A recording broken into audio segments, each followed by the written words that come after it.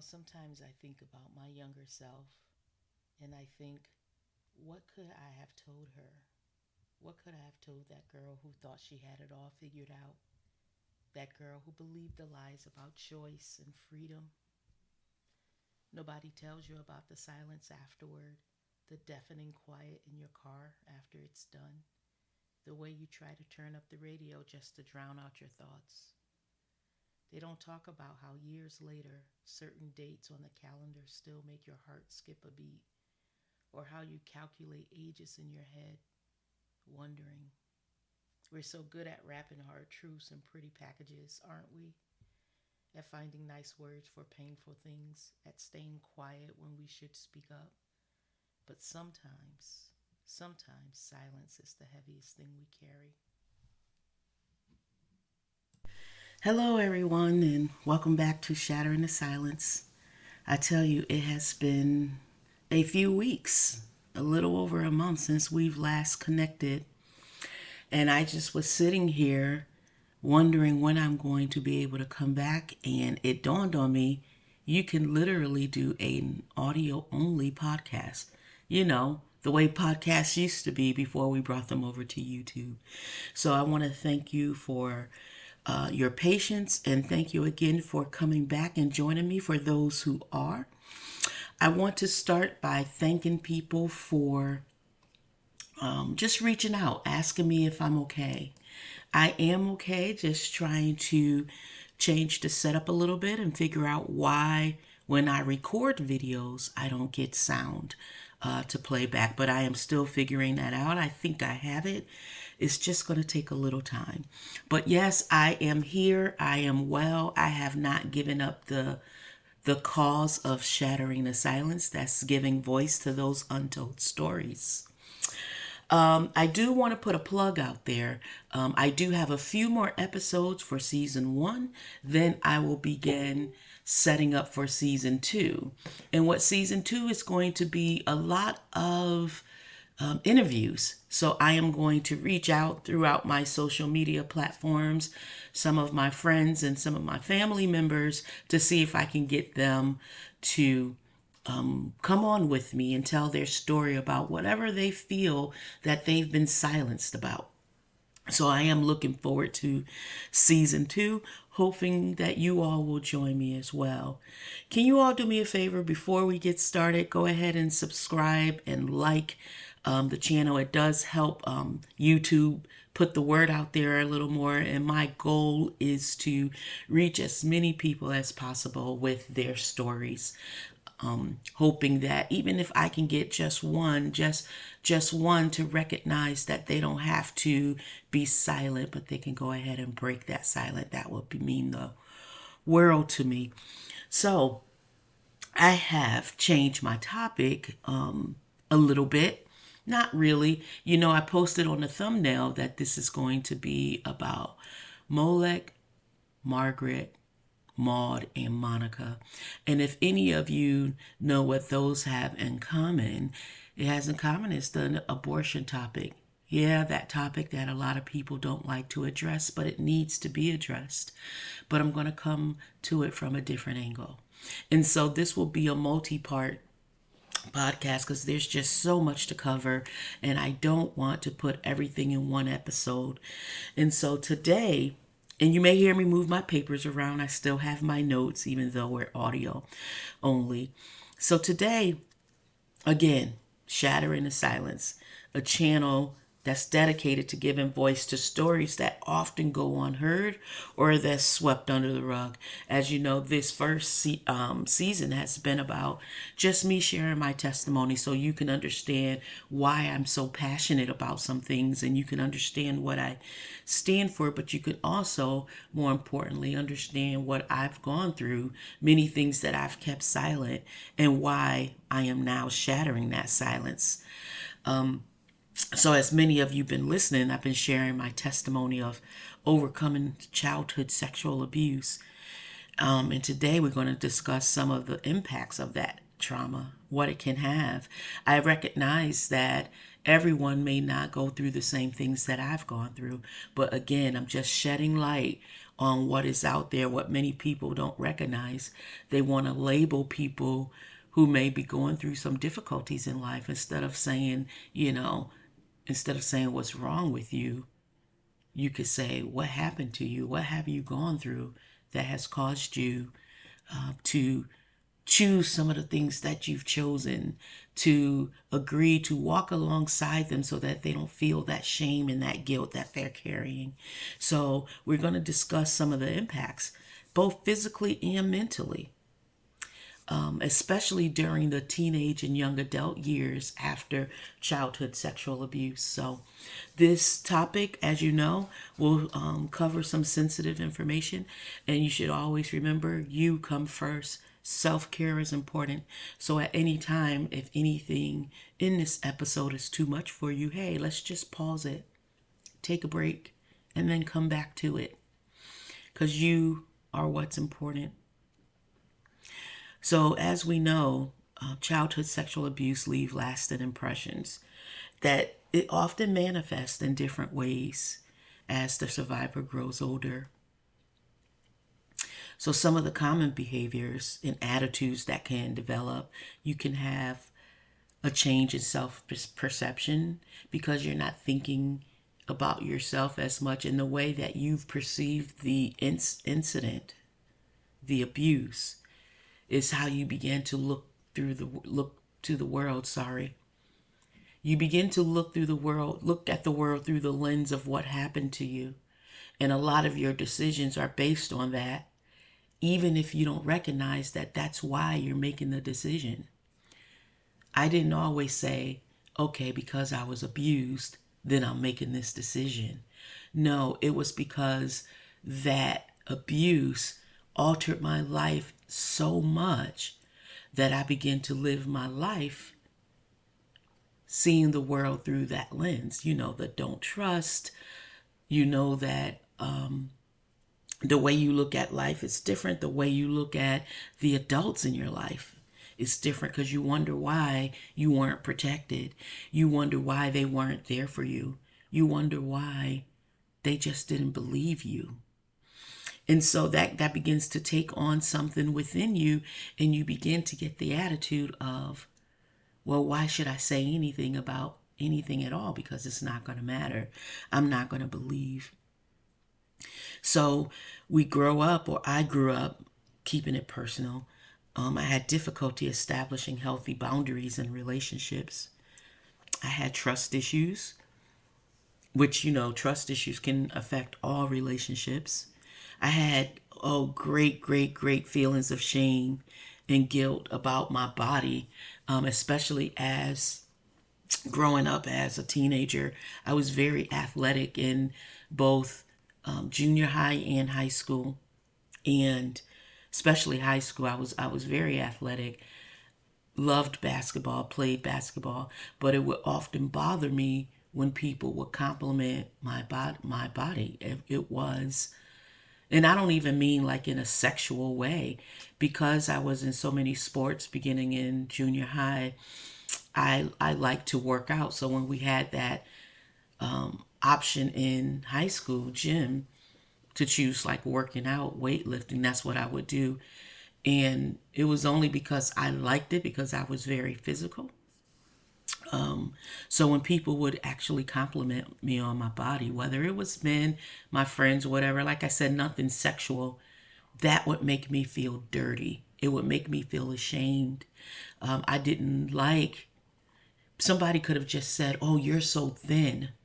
Even that would cause shame for me, because I no longer looked at my body as something to behold in a good way. I was very ashamed. I felt ashamed. I felt guilty of what had happened to me in my past. So yes, I struggled with self-worth. Definitely struggled with some identity issues because I didn't grow up with my father constantly in my life. That's another story that I will share, but not necessarily in this episode. I may touch upon it as I feel led to do so. And I often suffered with anxiety, depression, And some of the post-traumatic stress, that's the phrase we use now. But growing up back when I did, we didn't call it post-traumatic stress. We just looked at it as a manifestation of what happened in the past, though I didn't tell anyone. And again, like I said, it is important to note that although I went through this and I took on these behaviors and these mindsets, I didn't necessarily say I am this way because of the abuse I suffered. And so many times, many survivors will develop various coping mechanisms to deal with the trauma that they've experienced. I know that I did. So some of the things that I did as time went on, this isn't just one period of time. I'm going, like, if you look at from that time till now, my grown adult self, as I always say, at my big old age, there are some things that looking back in the past that I've experienced, and sometimes I would withdraw and isolate myself. Someone, this mentor I had, I remember telling her that I'm an introvert, and she said something profound that really has stuck with me. She said, I don't believe you're as much of an introvert as you think you are. You allowed people to make you an introvert. And the more I think about that, the more I have to say, she's right, because I became this withdrawn, isolated person as a result of things that happened to me over the years. So it wasn't necessarily that I was always this way. Sure, I was shy growing up as a child. I had certain fears, but I did become very, very introverted. And even to this day, you will find that I often appreciate my alone time, spending time with me when I go out, and spend time with friends. When I do, it's not often. I can only take it for so many hours before I'm ready to come back home, and just appreciate my alone time. Sometimes I sought validation through relationships, which was, looking back on it now, was probably one of the worst decisions I could have made in my life. Um, you know, I sought validation through sexual relationships. I became very promiscuous, and I was turning to that to kind of numb the pain of the things that I had gone through.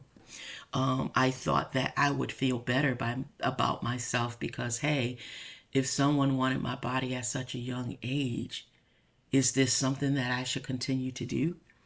And so for me, I got into a lot of relationships, sexual relationships, thinking I was going to find what I was looking for, someone to care about me, someone to love me. I needed to be needed. And so, of course, needless to say, none of those relationships worked out. And then, I some people struggle with eating disorders or self-harm. Now, one thing I will say is that I did turn to food, in an emotional way. I became absolutely an emotional eater up and through my adult years. And even to this day, we are in 2025, I still struggle with some challenges concerning my weight. Sure, for those who know me personally, I've lost a significant amount of weight, but I still struggle. And what I mean by struggle is a healthy struggle, meaning, I still have to be that one to make the healthy choices. I still have to be the one to make sure that if I'm feeling a certain way, that I'm not just going to food as the answer. And so I hope to do an episode on that as well. People don't understand that, in the world today where we body shame so many people, especially if they're overweight, again, we don't stop to find out why or what's going on. And we automatically want to assume, well, they're overweight because they're greedy, when that may not always be the case.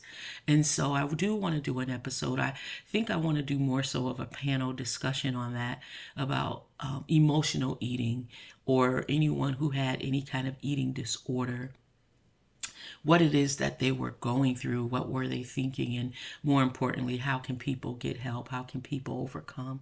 So I'm hoping that I can get an episode together on that as well. But also, Some people also engage in risky behaviors, and that includes, like I said, sexual promiscuity. And that is what I want to focus on today. Well, not focus on sexual promiscuity, but that's the vein that I'm going down. As you know, I'm heading up to the abortion conversation. And so, that last point about the risky behaviors, about sexual promiscuity, that's going to be important to this discussion today because it connects something that I've been contemplating about human sexuality and its purpose. So, as most of you know, I am a woman of faith, and that is my standard. My standard is the Bible, and I don't shy away from that.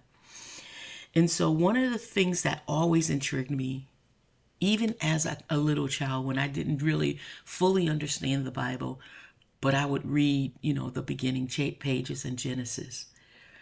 And there were two things that I always questioned. One was, if the Sabbath is the seventh day, then why do we go to church on Sunday? But that is a totally different conversation, not for today.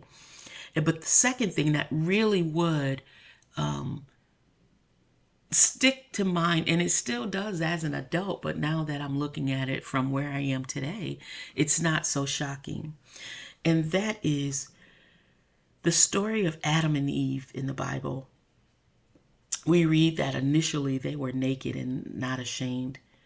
They were in their pure state. They were living in harmony with God's design.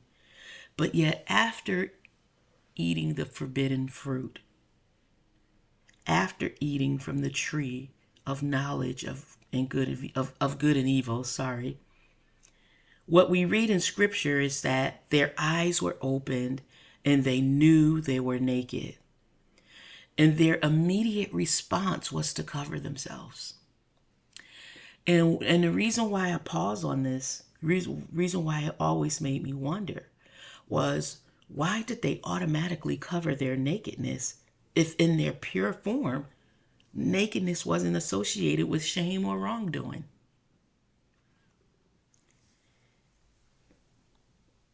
Yes, I'm pausing on purpose. They were created in the image of God. They had not sinned prior to that moment. And they were naked and not ashamed. And they eat from the tree of the knowledge of good and evil. And their eyes were opened and they recognized their nakedness.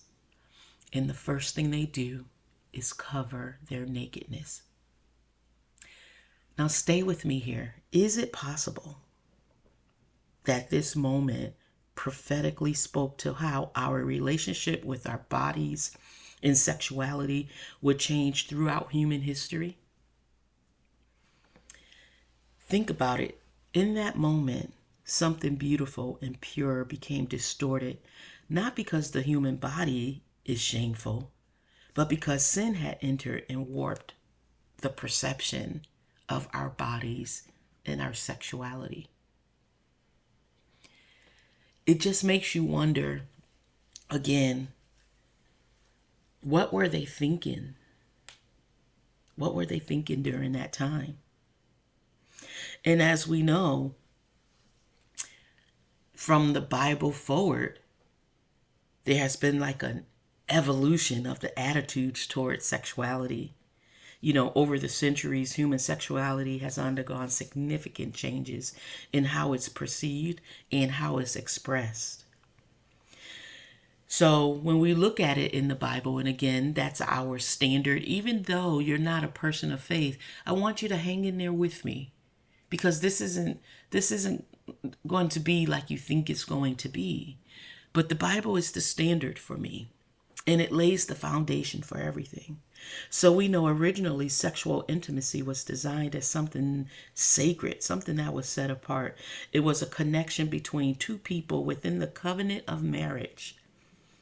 However, over time, we've seen sexuality increasingly separated from its spiritual foundation. So you have to understand that in the Bible, for those of you that may not know, he said, be fruitful and multiply. Basically, use sex to procreate, to produce more image bearers, if you will, to produce more children. Sex was supposed to be something that was enjoyed within the confines of marriage. But in today's society, sex has been commercialized, it has been casualized, and it's often stripped from its deeper meaning. What do I mean? Well, for instance, media and entertainment normalize casual sexual encounters. There's not many shows today that you could watch that it does not have some type of sexual immorality or some kind of sexuality being casualized. That is just a thing you can do without any boundaries, without covenant. So they just normalize the casual sexual encounters. Technology makes explicit content widely acceptable. That's how, pornography out there, you can just go to a website and it's going to bring you to whatever pornographic website that you would like. Some with a fee, and some people don't mind paying that fee. The traditional understanding of marriage and family has been challenged. In fact, people have said it doesn't take all of that.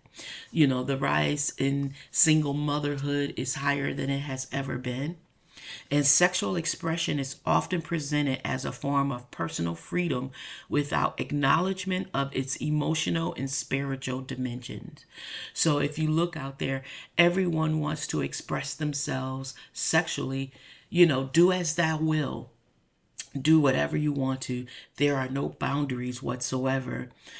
I can remember recently I was working for a particular company, and we had a gentleman come in who had cross-dressed as a woman, and the place went up in an applaud. I couldn't understand why. But again, because he was expressing his sexuality. And then there was a time when there were two young ladies just all over each other, just, let me be mindful that this is going to be public, but they were behaving sexually with one another. And everybody just walked by like it was a normal thing. Again, it has become so commercialized, casualized, and stripped of its deeper meaning. But this is where I see a connection to the experience of abuse survivors. When someone experiences sexual abuse, especially as a child, their understanding of sexuality becomes entangled with trauma and with power imbalances and violation rather than love, respect, and safety, what you should find within the confines of marriage. And I know there are some out there who may say, well, even in marriage, abuse occurs. I am absolutely aware of that, but I am speaking of those who are holding true to the covenant of marriage. So, because of the way that survivors often look at sex and sexuality, they struggle to form healthy, intimate relationships. They use sexual behavior as a way to seek validation or even to control. They have difficulty recognizing their own worth behind physical attraction. And they experience confusion about their sexual identity. And so we have to, one of my goals is to help them on a journey of healing and restoration. Sometimes it's just speaking about it where someone could actually say, me too. That hashtag was so profound when it came out. Me too. You're hearing someone say, me too. I understand your plight. I empathize with you. I've been there. And so the journey toward healing is deeply personal and it's often challenging, but it is possible. I look at how long it has taken me to heal, decades. And now I'm very free in discussing this. I have no barriers. I have nothing that's preventing me from putting my story out there. Sure, there have been many people who tried to say, Monica, that's not your calling, or, you don't need to talk about that. People don't need to know your business. And it is amazing that even today, people are still yet trying to shut my mouth about talking about this. But it's not going to stop. It's not going to stop. I'm going to keep going. I'm going to keep tugging along. Even when I have equipment failure, I'm going to continue to find a way to work around this. So let's just continue. So healing is possible. You have to find your method of healing. I will say for me, yes, I did see a therapist, but also being able to apply the truths of scripture to my life really helped me as well. So my therapist is actually, he's also a Christian, so he can understand that viewpoint that I was coming from when I was seeking my healing. And so, yes, faith and spiritual practices can help reconnect with a sense of purpose and worth. But you also have to learn to establish healthy boundaries. That's crucial. And it's not just healthy boundaries against the opposite sex. You have to learn how to place healthy boundaries within all of your relationships.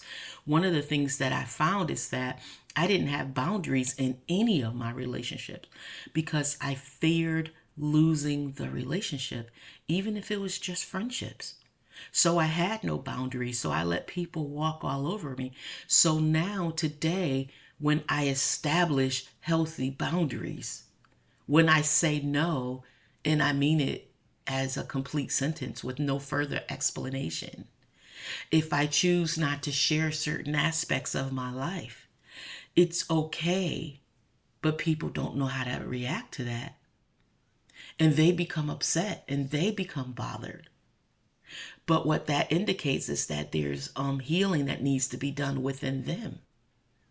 But because I am healed and because I continue to walk out that healing, I know that I don't have to people please. I know that I could stand with boundaries and be okay.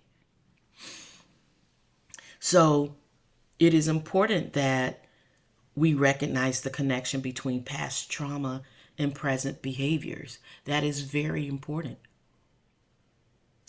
And so, because I did this on the whim, believe it or not, I didn't really talk about everything that I was going to talk about today. But one of the things that I want to, before I go, looking at my notes here that I wrote on the whim, I want to talk about the breakdown of sexual boundaries. The push to normalize all sexual expressions without discernment has removed protective boundaries that might otherwise guide vulnerable individuals. Many survivors find themselves lost in a culture that celebrates sexual freedom but offers little guidance on healing sexual wounds. Even within the LGBTQ movement, while seeking sexual equality, sometimes they fail to acknowledge how trauma can influence sexual identity development in some individuals. Some people that I've spoken to, when they're being vulnerable and they're being honest and they've opened up with me, I was surprised at a number of people, both male and female alike, who said that they entered into what they may call, and I'm using air quotes here, an alternative lifestyle, was because they were abused when they were younger. And so they became, because some were abused by the same sex, some abused by the opposite sex, but their view on sex and sexuality became distorted and they entered into these other lifestyles of sexual expression. And so one of the things that I want to do is, as I tell, I have the privilege of being around a lot of youth and teenagers. And one of the things that, especially when dealing with the teenagers, one of the things I tell them is that, sure, you have a choice and you are free to make that choice. But with every choice, there's a consequence that you also must accept. And so the reason I say that is, with these sexual promiscuous behaviors, there are sometimes consequences to that behavior. And so I want to address that directly, the connection to sexual promiscuity and abortion. There is a documented link between childhood sexual abuse leading to sexual promiscuity, which often lead to one becoming pregnant, and the choice of abortion. Many young women who experience abuse have found themselves using sex as a form of self-harm or validation. They engage in risky sexual behaviors that lead to unwanted pregnancies. They feel detached from their bodies in ways that make pregnancy particularly traumatic. And repeating cycles of violation through abortion procedures that can trigger previous trauma. So these are uncomfortable truths that both pro-life and pro-choice advocates often avoid discussing. So I have shared with you that I became very sexually promiscuous after some sexual violations that occurred in my life. Not only did I go through childhood sexual abuse, but I also had some other sexual violations happen in my teen years that I have not yet gone into. And so, because that brought me to a sexual promiscuous lifestyle, that's what I chose. I'm not saying that it automatically forced me in that. It was a choice. I did have a consequence. I ended up getting pregnant. And at the time, I was what one would call pro-choice. I felt it was okay for someone to choose abortion. And I will say this, at the time, I don't think I fully understood what abortion was. Or maybe I just didn't want to accept what it was. And so during that time, when I can remember when I found out I was pregnant, it absolutely was a shock to me. And I didn't know what to do. And, just sitting here now and just thinking about it, like being in the moment with it again, I can feel that fear again. I can feel that in my mind, I was more so like, well, what am I going to do? I have school, I have this, I have to make so much of myself. It's expected of me to do XYZ. Not once did I think of it as a child, a life that was growing inside of me. I just thought about those things that I would have to sacrifice, the things that I would have to give up. Actually acknowledging that I was actually living a sexual lifestyle, because pregnancy, that's literally what it's going to do. And so I made the choice.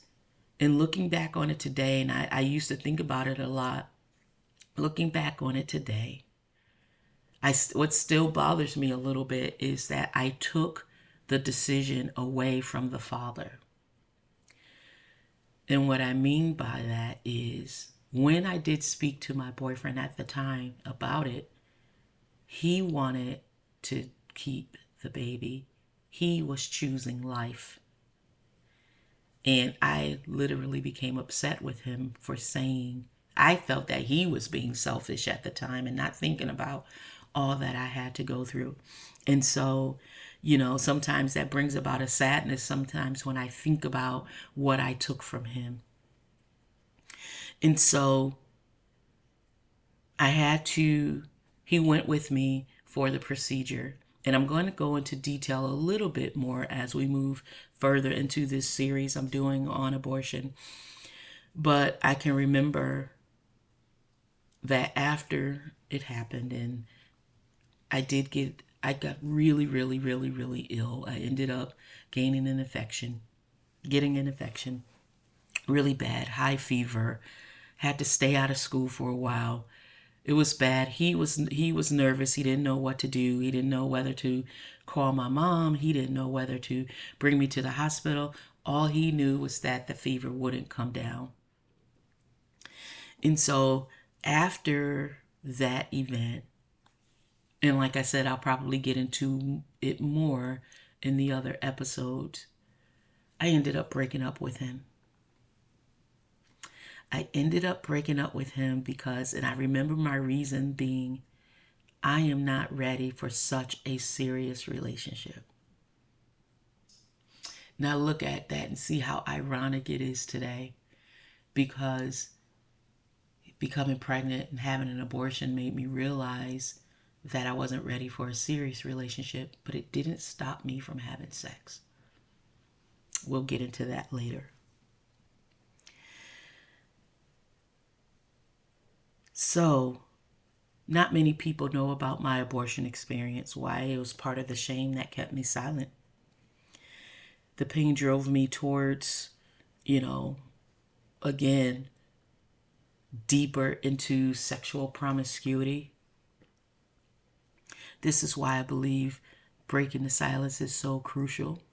It's so needed, because once you break the silence yourself, there's nothing that no one can hold over you. I know people may say, you don't need to share that testimony, but who are they sharing that? Who are they saying that for? Are they saying it for themselves? Or are they really trying to protect you? Because they're saying they're protecting you, but all they're doing is adding another layer of shame and silence. And we're here to break that. So true healing requires honest confrontation with these difficult realities. Acknowledging the full scope of how abuse has affected your sexuality is painful, but it's necessary. Understanding that promiscuity, sexual confusion, or destructive patterns are often symptoms of trauma, not moral failings. Finding people to support you that's willing to discuss these issues without judgment is also part of the healing process. And then you have to reconnect with your body as something that's sacred and worthy of protection. You have to allow yourself to grieve both the abuse and its aftermath in your life. So society has to acknowledge the connection between childhood sexual trauma and later sexual behaviors. We need spaces where people can speak honestly about sexual confusion and damage without being labeled or categorized. Faith communities must create safe environments for discussing these issues without shame. And I'm going to get into the faith communities in probably the next episode, actually. We need to recognize that some involvement in certain lifestyles or choices may be trauma responses rather than authentic identity. So I believe that God's original design for human sexuality, as seen in Adam and Eve before the fall, I believe it was beautiful. I believe it was sacred. I believe it was unashamed. They were naked and not ashamed. Sexual intimacy was meant to be a profound bonding experience within the security of covenant marriage. Sorry, moving on to my notes. And so I already went over what happened in today's society and how sex is expressed. And one of the things that I do want to discuss a little bit about this is the talk about pro-life versus pro-choice. And I want to end it this way as we lead up to the next episode, is that I was pro-choice until I realized what pro-choice means. And I'm not going to make this a political debate. I'm just letting you know the truth about pro-choice and pro-life. They make it seem like they're opposites, but being pro-choice and being pro-life are not equal opposites. So if I'm pro-life, which I am today, and I stand emphatically on it, I am pro-life. The opposite of being pro-life is pro-death. It's not pro-choice. If I am not pro-life, I am pro-death. So instead of saying I'm pro-death, no, society doesn't want that. They say I am pro-choice, and then they try to label the term women's reproductive rights. But what they're saying is that I am choosing to end a life that is growing inside of me. Women reproductive rights give me the right to choose to end a life, to kill what is growing inside of me. Oh, yeah, that's exactly what it is. But they can't put it that way because they don't want you to have a conscience about what you're choosing. So, a lot of times when I speak about being pro life, I have people say, well, Monica, what about rape? And what about a woman who's going to lose her life if she doesn't abort her child? You know, I do empathize with any woman who's facing a difficult abortion.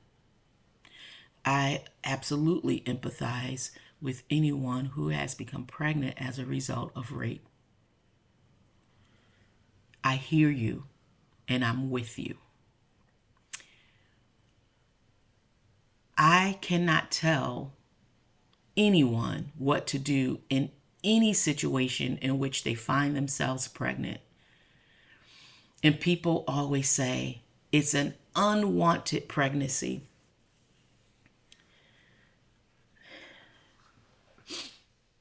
For those not facing the two extremes that I've mentioned, is it unwanted?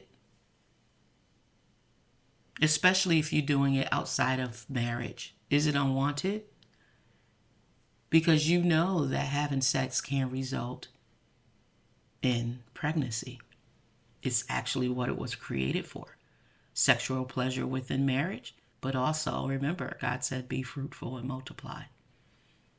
And what that means is have sex, become pregnant, and birth these babies. So I wanted to close with that.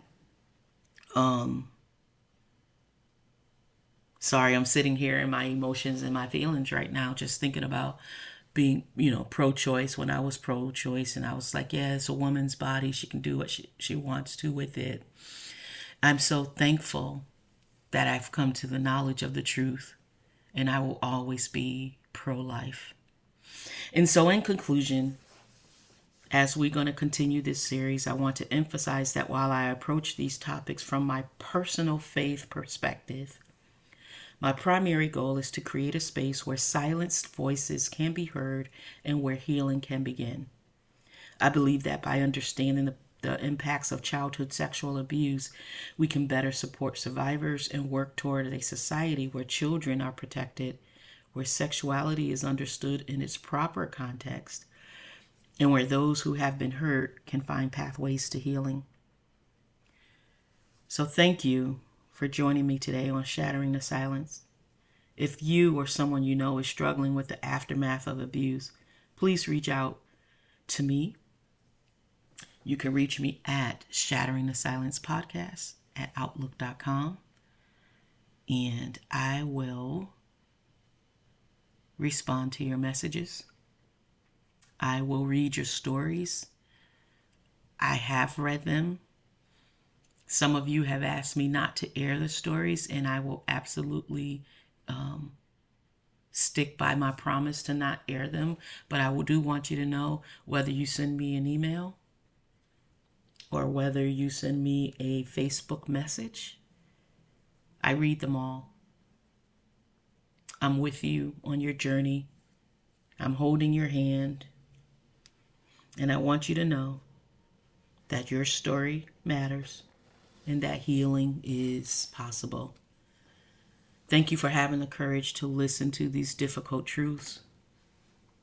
Next week, we'll continue the journey together as we explore the ancient roots of child sacrifice and its modern equivalent. Until then, remember that no matter what you've experienced or what choices you've made, your story isn't over. There is redemption available, and your voice matters in shattering these silences. Thank you. Until next time.